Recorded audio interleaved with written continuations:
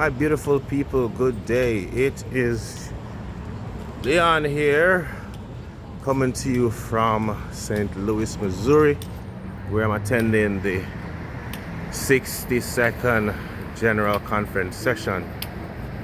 This morning, however, I went on a little errand, and I went to this area called West Central, or is it Central West? I'm really bad at this.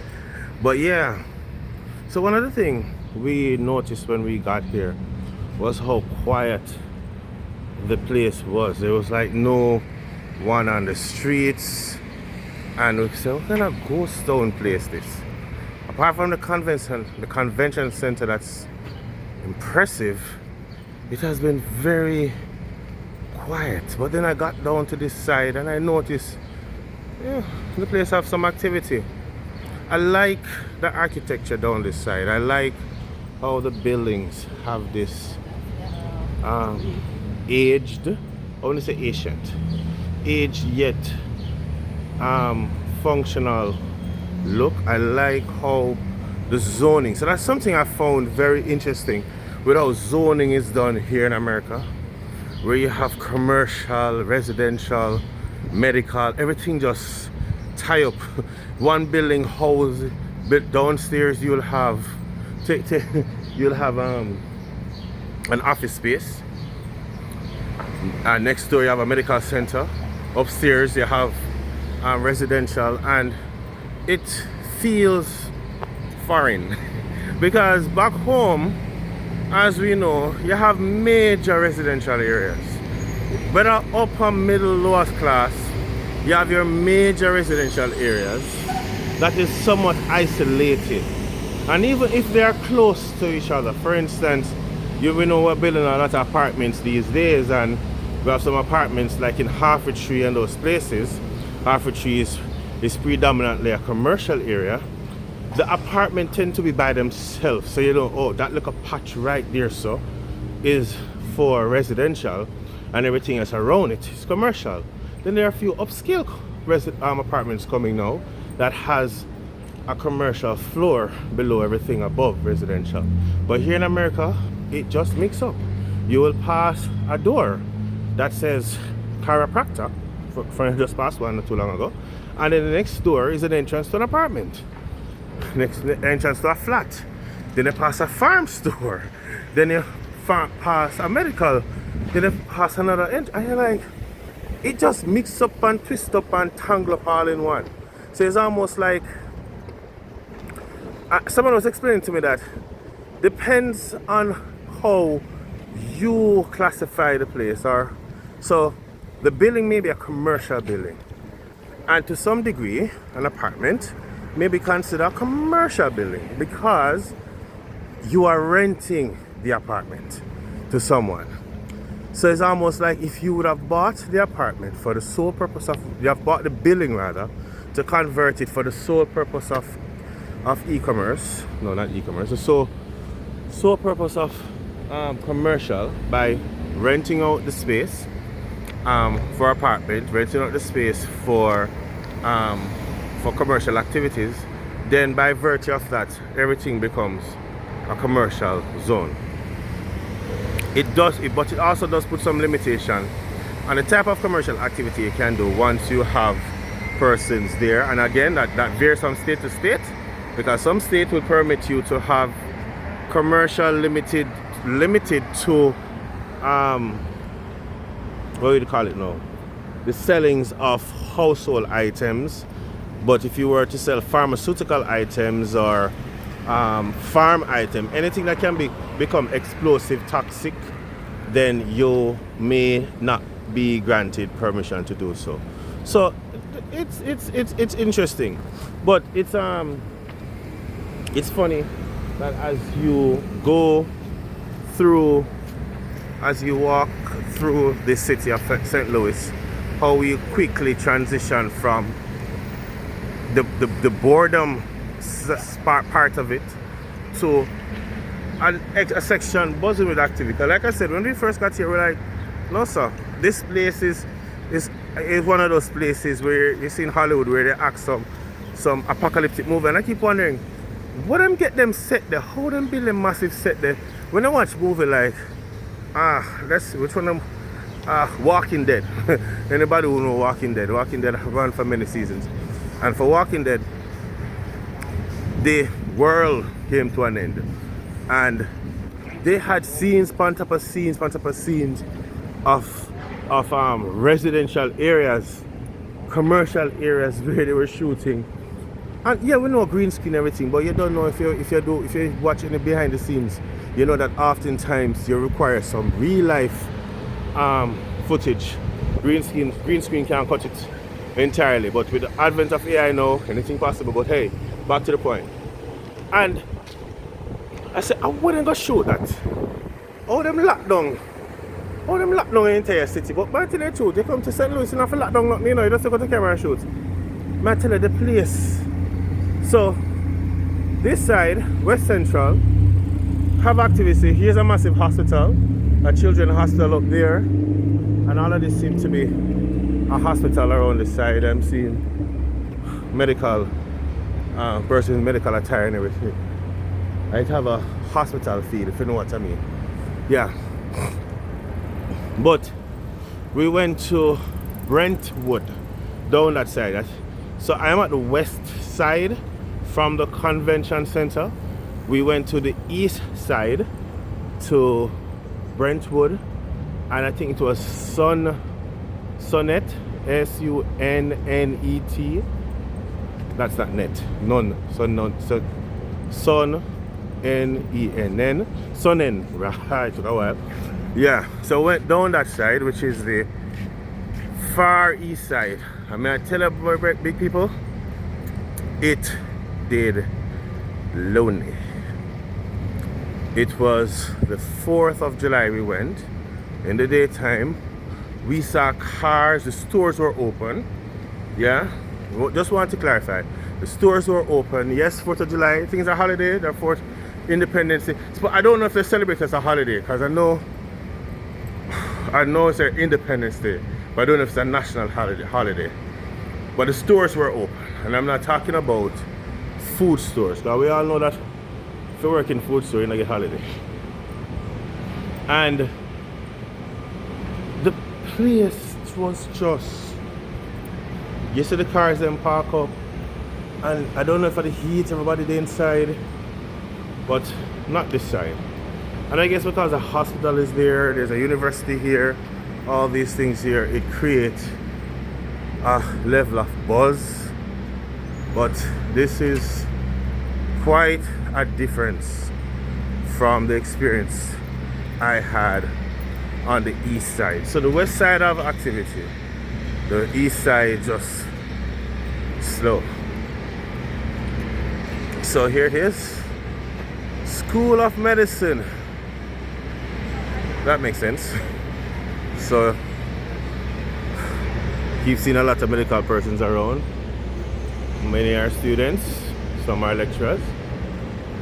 So at this time, gonna hit back the train, and I'm heading now to the Arch. I bought a ticket yesterday, the day before. Today's this day. Bought a ticket the other day. Wasn't able to go. Yes, sir. Let me get my train pass one sec. Alright, so just got in my pass, and I'm now going to take a train to, I believe I'm going to the convention center. I think it's on extra much nice. Let me just, so I'm eastbound, heading to, there's so much noise right now. So here we are. So I'm here, and I'm heading, not here, East and Pine, I'm heading here, I think. Let me figure it out. Yeah, I'm coming from here, I went here, the convention. I'm trying to figure out where I am. Right, okay, so I'm coming from here. I headed here. The convention center is here, but I'm going to the arch, which is here. Whoa, look at this, it's right there. I'm right here. Alright, so, and I'm taking the eastbound train. The westbound train is arriving now. So I will be, hope I can get a shot of the train as it comes.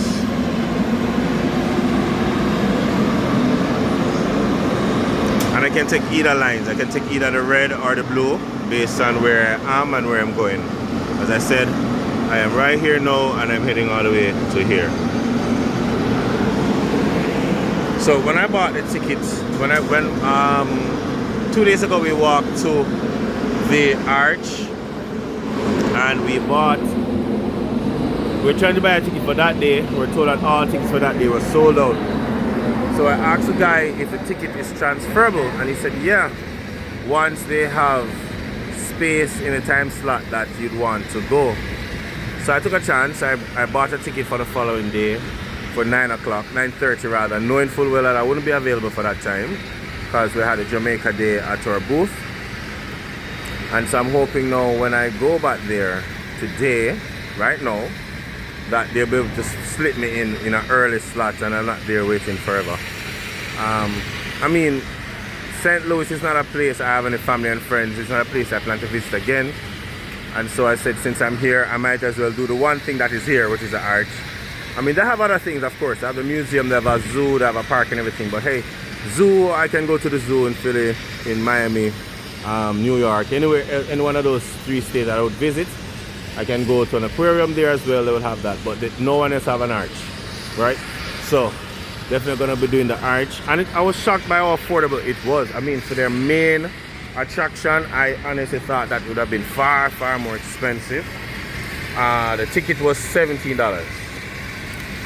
One of the biggest obstacles, of course, is getting over your fear of heights if you have one. Let me see if I find all my tickets right here. And here it is. Focus, there we go. And they're celebrating their 60th anniversary. I probably should try and get a pin. Well, obviously they'll be selling pins. And we are not about this buying of pins. We hunt pins. If you saw that in our recent video, you'll see that's what we do. We hunt pins. The weather here, it's a bit warm. It's Jamaica weather, honestly. You know, it's because I've been walking. Carrying a box earlier. Have my bug out kit. Make sure I have my supply of water. Important documents. You know, want to ensure that I don't get caught in Trump land without my document to say that I'm legal here. So my train is arriving and here it comes now, and it's moving so fast, the speed of a baby cat. Yeah. Alright, so we have been advised not to have our phones on the train. Some folks, we got reports that folks were robbed on the train. You know, they were beaten and they were accosted, so to say. I wouldn't say they were beaten. You know, a group of men held them up on the train and took away their phones. And we were saying, look, these things happen to some people. You know, I don't think this is something that could happen to any and everyone, especially we Jamaican who are so aggressive. Like, no, we have a war because we never give nobody no money. But never give a phone to put on, but never buy a phone to it. And so for somebody come and take what our phone we work so hard for, now go down so well. So, out of abundance of caution and not having to explain why nobody a war for the people I'm trained, I may yield to the recommendation and put away the phone. However, a quick assessment. I don't see any immediate threat on this train. The train seems to be filled with persons that's going about their regular business. Nobody kind of care about anything. What we have observed though a few nights back was some, and I don't, as a Christian, I don't want to say it, but there were some low life that were on the train. Some guys were divergent of just how them look. You know, them have the rapport of them up to nothing good. And you go on a train and you see 6-7 guys cock up on the back, sit down on the seat, they don't just cock up on the seat, you know, sitting on the edge of the seat, smoking and all that. Why would you sit there? And so one of the things I've been saying to people is that you really have to be mindful of your surroundings. You know, you're on a train and you're alone on the back with 6 guys. Yeah, ask the trouble. Right? And you do have the option of, well, unlike in Philadelphia where I could go between cars. So you could move from one car to the car, right? Move between cars, so you can move from one car to the next. With this, it doesn't work like that.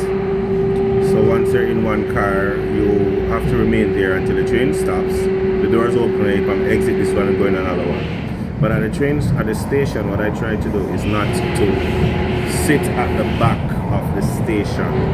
So when the front of the station rather. So when the train comes and the front passes, you enter the back or the last car. I try to go up in the station. This way when the train comes in, you enter into the front car. And you'll notice that the front cars are normally filled with far more persons than the back. And that's because persons who live here obviously recognize that there's a pattern that persons are abused or accosted. When they're in the back cars, I really hope you hear me because the train gets much louder as it speeds up. So that's something I tend to do when I go in the train, avoid the back. And avoid looking soft. You know, I'm not say if you walk and scrub your face, but you sit down and giggle, laughy, and look like a little nervous little chicken, then people are gonna bully you. That's just how it is. You know, it's a dog eat dog world, and like I said, dog eat dog, which means even if you look bully somebody else, I go come and want for sure say the alpha. So you know, you just have to be mindful of, like I said, be mindful of the surroundings, be careful what you're doing. Don't have a sense of fear in everything you're doing, and keep vigilant. That is the most important thing as far as I'm concerned. Well, I probably should say the most important thing is also leave your house with prayer. You know, because it's one thing to if someone decides that, okay, this guy looked tough, this guy is in the front, this guy is not walking around with his phone, but in this day and age everybody has a phone, so I'm going to rob him anyway. You know, it can happen. And in a situation like that, you want to give up the instrument, you want to give up the phone. As expensive as a phone is, as sentimental as a phone may seem or be, it is not as important as our life. So truth be told, as much as I'm not willing for the first guy will come and say, yo, give me a phone, I'm like, oh, sorry, here's a phone. Come and have a long knife and I'm on. Or him waist looks strong like him have a weapon and knife. Not give him because, you know, this is America, my body have a gun. And I'm not willing to have my body be sent back to Jamaica over a piece of phone where I could easily buy back. Come to think of it, this is a CUG phone. This is a conference CUG phone. Can you imagine I'm going to lose my life over a CUG? That a conference probably don't them only have it on record that they get it. They probably not remember anything else about the phone or concerned about its value at this point. Yet I'm going to lose my life over it. No. So, you know, there's a situation here. But it's not all gloomy. I have not had any terrible experience here to say that it is bad.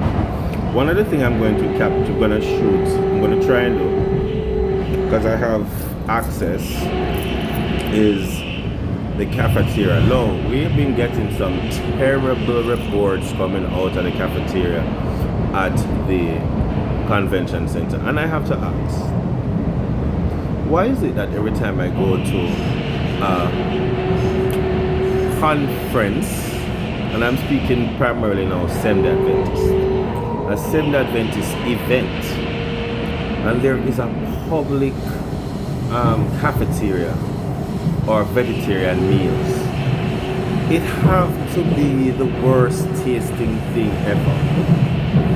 No, true. Somebody answer me. Somebody put another comment, please. Why? Why have it be so bad? I remember back in the days at my home church, Penwood, when I used to have vegetarian food, Sabbath lunch, welfare lunch. That's right. That's how we used to call it, welfare. Hold on, let me just double check to see where I am.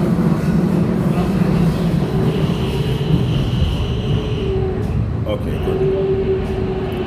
So this must come off of 8th and Pine. The other map would say this is somewhere else, but yeah. So I remember at Penwood when we used to have welfare lunch. The lunch used to be stew peas and rice and some vegetables. It wasn't bad. It wasn't bad at all, but it was just that. Stew peas, rice and some vegetables. Now the bus are full of my people them, so they probably are coming there nice. Because I'm just getting back to they're heading up, see? All of them heading up to the number one car as we were practicing for some time. But as I was saying, it wasn't bad. It was stew peas and rice. What was bad about it was the presentation. The meal was sloppy. It was just the rice throw up on the plate, and it's like they just throw the stew piece from afar and it just drop in it. Again, it did taste good, but the presentation was so, you know, my feel for the presentation. Then there was us going to a particular elder's house. I won't call his name. Where anybody from Penwood know me at all. He did have a lot of, he not dead. He was, probably still is, the richest member of the church. And he was a youth-friendly member. And so he would have invited a group of us, young people, to his house. Or he would have lunch prepared, looking for my chopstick. He would have lunch prepared for us. And the lunch that we got it had meat in it. The presentation, the taste, the everything was beautiful. Fish, chicken, I don't remember curry goat. Maybe those before me can say that there were curry goat and oxtail. But it was primary chicken and fish. I'm not talking about even forget the tail of the fish. It's like I get the heart and soul of the fish. It was beautiful. Taste good. Then, as I grew and I was visiting other spaces, I discovered that vegetarian food is always the worst. And my late mentor, Mr. Errol Vaz, will tell you that when I go on a conference event, I would tell people, not serve no lunch for me. I don't want no vegetarian lunch. I don't eat that. To the point where we used to argue and say that, why is it that I am not a vegetarian and I'm subject to eat vegetarian food, but if you're a vegetarian, you come to my house, I'm not going to subject you to eat meat. So, fast forward, I would have gone to a few persons' homes who are vegetarian. For example, Mr. Goldsmith, among others. And what they cook for vegetarian food, folks, I know what we are serving at church. I talk some proper food, healthy. It make me want to convert on the spot. The thing nice. It's the plate is literally color wheel. The plate is attractive. It has smell. It has taste. I don't eat belly full and food still left on the plate. And I said, why? Remember package this and carry it home. I want my carry it home, it's spoiled. You know why? Because the food fresh and healthy and not a preservative. This man man coming at the train and make next so much sense for man. Go to 89, California. So what he's an old man, you have to give him, him props. Mr. All point, one thing of rate I will always respect is black Americans. They have been through a lot, especially old. Let me clarify that. Black old Americans. I give them the highest level of respect because these people rather, they have been through a lot. And company trying to make it nice, brother, because there was a time when you had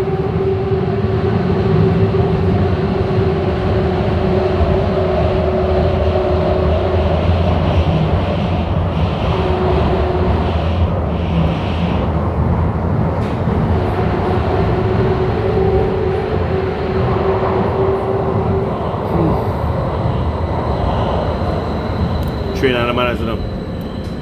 Oh, 8 and pine, I'm at my stuff. So.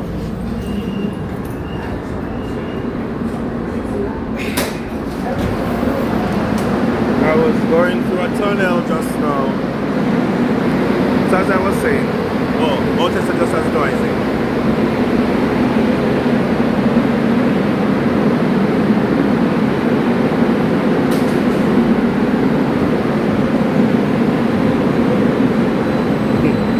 But they're not seeing me.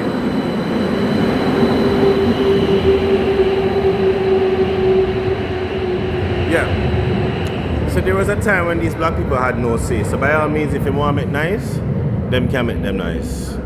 Alright, and as I exit, of course, I'll be very mindful that I have my phone in my hand. So, I would have gone to these people places and I've seen lunch. I've eaten their lunch, they say lunch, it's beautiful, it's lovely, it's amazing, it's nutritious, it's filling. Come back at church still full, but never want to sleep, niggeritis never kick in because the food was so healthy, the body just accepted it.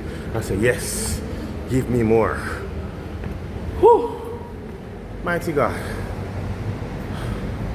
No, these stairs are troublesome. Alright, so since I'm vlogging, I can't use my map for directions, but the place not hard to find. I just need to look for a particular landmark and I'll be able to find it. So there's a convention center down there. Let me continue.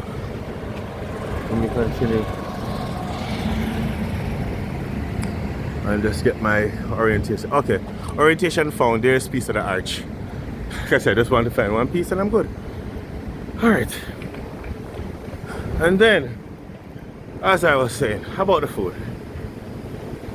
I would have gone to the General Conference office for the installation of Pastor, his name just slipped me now, the treasurer of the General Conference session. And of course, it's all vegan. Folks, the food is good. They had grapes. But you know me love grapes, you know, man. And other fruits and other stuff. Half of the time I don't know what I'm eating, to tell you the truth. But it tastes good. It's healthy. And it's like you eat it to your body, I say yes. Because you feel nice. Yeah, you feel the cancer cells them where I try farm in your body. I say, "Chum man, why you give me this good thing, man?" You know, you feel everything in your body say yes. So it was good. But here's the problem. Well, I'm gonna tell you this long old story. Why, when we have the feeding of the 5,000s, the food of it tastes bad? Why can't we maintain the same quality if we were cooking our yard? If we were cooking at home, or if we were just cooking for special delegates at the General Conference office. Folks, I was told, I have to pause and drink some water cause so to get dry. I was told that the food is so bad at the GC conference, what the delegates are getting, and delegates them north. The food is so bad that a lady raised a motion, or let me not say raise a motion. I don't know if that's the correct protocol term. Let somebody go try to correct me in the comments and create a fuss and make it all about me saying the wrong thing. She made a point. I think that's called a point of order. No, yes. You know what? Let me not. I'm gonna give myself in trouble. But she make a statement. Fair enough. She says something on the microphone. She get up and says something. She complained, and you can watch it. I don't remember which exact day. And because folks, I'm not gonna sit down and edit this video for put in the clip. You would have to probably go watch them back. But she did it. The evidence is there. My argument is done. It's there. I mean, no fair fact. She said it because it's there. The food is so bad. But before she spoke, there were other persons who were telling us that, and here's another landmark. So yeah, once I see this store, I know I'm very close because this monument, this building here, lines up perfectly with the arch. So just gonna go straight, down, turn left, and I'll see the arch. And so I said to myself, fine, multiple persons are saying that the food is bad. Let me go try for myself. So because we signed up for the Youth Impact Program, you would have seen some of those videos, we got access. And so we're able to go inside the cafeteria. I took a meal. First off, logistics. I think they did an excellent, let me not say that. I think they do a good job with the logistics for the day that I was there. I don't know if I had problem before and fix it after. The day I was there was last, when? I want to put it in perspective. It wasn't the Saturday or the Sunday. I believe it was Monday. Right? So maybe things were bad before. So the point I'm referring to when I was there was the Monday. Or was it the Tuesday? It was either the Monday or the Tuesday. And so on that day, in terms of logistics, because this is something I'm very passionate about. When I say that, I mean how things flow, how quickly the line move, how many serving areas are there, how spaced the serving areas are, the food items are, so you don't have one person stand up and serve rice and it might take them time and somebody can't go around them because they don't want a rice. All of these things are critical, and personally realize the queuing theory thing, it's very important. Sorry, like I said, I'm a passionate for it and I hate to see it when you have one person, you have an old lady taking her time, and by all means, madam, take your time, do your thing, that's fine, you have lived life, take your time and do your thing. But then you have a young person behind her who wants to move faster, can move faster, and don't want what she's having and can't pass. And so the entire system is jammed up. I did not observe that. I observed space where a person could do what they needed to do quickly or slowly, take their own time and all of that. So logistical wise was fine. There were multiple serving stations. It was a buffet style serving queue that, in my opinion, worked very well. There were, what do you call them? The caterers or the catering team was there to refill the trays quickly. Again, I'm speaking for the time when I was here. So what we never had were persons at serving stations with empty serving bins. Everything seemed to be flowing and going well. Variety, in my opinion, was lacking. So they had rice. Now, if you go any Jamaican event and you see white rice alone, you expect curry goat. Because white rice not really tastes good in everything. And white rice just... White rice healthy, folks? No, tell me. Because it was just white rice. There was a wide variety of vegetable. Or, I like to call it grass, bush. But there was a lot of chop up. There was bread. Fruit option extremely limited. I'm in America, folks. I'm expecting fruit. I hate when you go to America, you get some just banana and an American apple. Hello, not plum and grape and all of these things. Come now.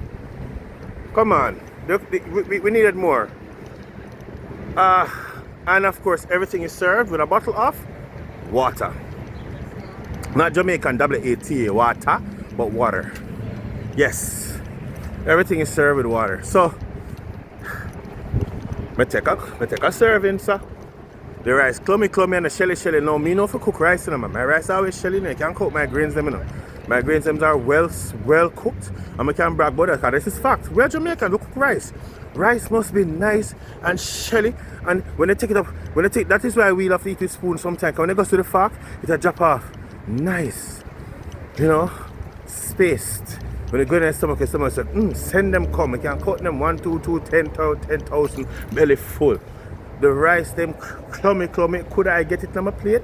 Me a knock. I know it can't come off. Rice pudding that. Yeah. My probably should save the rant for when I do a tour. But maybe when I go on the tour, everything will be nice. But I'm just saying, folks, the experience was bad. Let me reach a son. Let me wrap up this. The next thing was, folks, I don't know what salt to them, but the rice cook like say, then take the rice out of the bag, then they wash it, throw it in some water and put it on the fire. And one machine tell them say it must cook for 10 minutes and I cook for 10 minutes. No I say cook, no I say steam. Cook and then cook the rice for 10 minutes and that was it. Folks, that was it. No local flavor, no local butter oil, no salt, no nothing, the rice fresh. I have never in the life of me as God liveth, I am kid you not, the rice freshy. I have to go back, go get pepper, salt and I sprinkle upon the sink, black pepper. Me not cook with black pepper, folks. I have to put black pepper to try to get like a spice. Because for them pepper, when they put on the pepper, I don't know about that. Like the essence of the pepper water mixed with some ketchup and something else. Folks, it was horrible. I kid you not, it was horrible. And I am here now at the arch. I'm still vexed for the food. So I am going to do a video about it. Let me just quickly process this part. Alright folks, so I got my ticket replaced. 11:45. Oh nice. Alright, so I got my ticket replaced for 11:45. It is now 10:40, so I have an hour. And so, oh thanks. So just want to wrap this part of this video. The next video you'll see is the actual Ram tour, the actual arch tour rather, and hopefully we get some information about this arch, how it was built and all of that. I got some preliminary information before, but you'll get to see some more. So yeah, in wrapping folks, be safe out there when you travel. Activate a data plan when you travel, especially if you have a smartphone that has eSIM and all that, so you can just get an international data plan. It's very cheap. The one I'm using is Tello, not a sponsor yet. Costs $15, get unlimited data, so I'm able to navigate, because with data you can do everything, right? What else? Yeah, be safe when you're on public transportation, when you're on the road. Don't be a tourist. Don't walk up and down with your head all over the place. And if you don't have a brand out here, I'm kind of brand out right now, nobody can say that I'm Jamaican. Hey, yeah, but if you do have to brand out and just make yourself, show up yourself, do that. Unless you're big and bad and want to show the Jamaican brand, say you're hype and you're big and you're bad like that, and you're really big and bad and can defend it, then you brand out and make people know, say, hey, don't ramp with me, I'm not a typical tourist. And yeah, if you not cook vegetarian food for people, make it taste nice, please, thanks. So the next video I'll do now is the arch tour, and I'm definitely gonna do a video about the food. So make you see for yourself that the entire presentation of the meal, the serving, everything about the meal is bad. And at a general conference level, I'm not afraid to say it, I'm gonna say it. It was horrible. It is horrible. The complaint has been there and it remains there to this day. And we are probably 3 days away from the end of general conference session. I think something should have been done about the food by now, but it is what it is.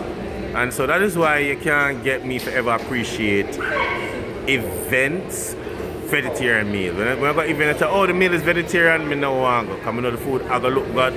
I go either look bad, taste bad, or something. But hey, we're alive and we give God thanks and His blessings up on us. And we look forward to a day when there be no need to worry if the food are vegan, meat or whatever. We will be in heaven with our Lord and Savior. Until then, folks, peace.